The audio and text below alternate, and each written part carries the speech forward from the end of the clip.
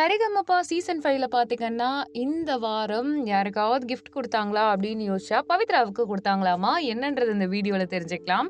அதாவது சீசன் 5 நல்லா போயிட்டுருக்கு. பஞ்சபூத ரவுண்டும் போயிட்டுருக்கு. பவித்ரா அவர்களுக்கு குறிப்பிட்ட அமௌண்ட்ட கெஸ்ட்டா வந்திருக்கவர் குடுத்துருக்காரு. சரிதான். ஆனா இங்க பிரச்சனை என்னன்னா, நிறைய யூடியூப் சேனல்ல இந்த மாதிரி சொல்லிட்டு இருக்காங்க.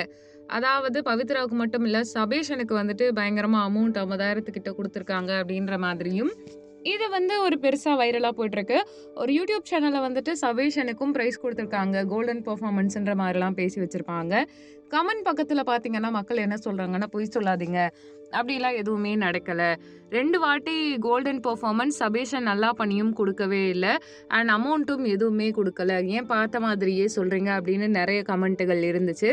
ஸோ என்ன அப்படின்னு பார்த்தீங்கன்னா, அவங்க சொல்றத வச்சு பார்க்கும் பொழுது பவித்ராவுக்கு அமௌண்ட் குடுத்துருக்காங்க. சபேஷனுக்கு எதுவும் குடுக்கல. ஆனா யூடியூப் சேனல் தரப்புல இருந்து நெறைய அமௌண்ட் குடுத்துருக்காங்க. நெறைய வாங்கியிருக்காங்க. இப்ப சபேஷனுக்கு பெர்ஃபார்மன்ஸ் பெஸ்ட்டா இருக்குன்னு பாராட்டியிருக்காங்கன்ற மாதிரி சொல்லியிருக்காங்க.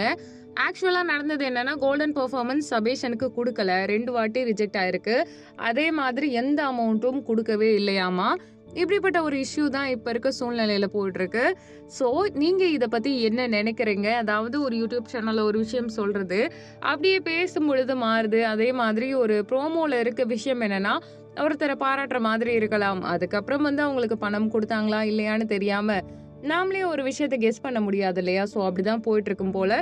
நீங்க இத பத்தி என்ன நெனைக்கிறீங்கன்றத கமெண்ட் பண்ணுங்க. நம்ம சேனல லைக் பண்ணுங்க, ஷேர் பண்ணுங்க, சப்ஸ்கிரைப் பண்ணுங்க. Thank you.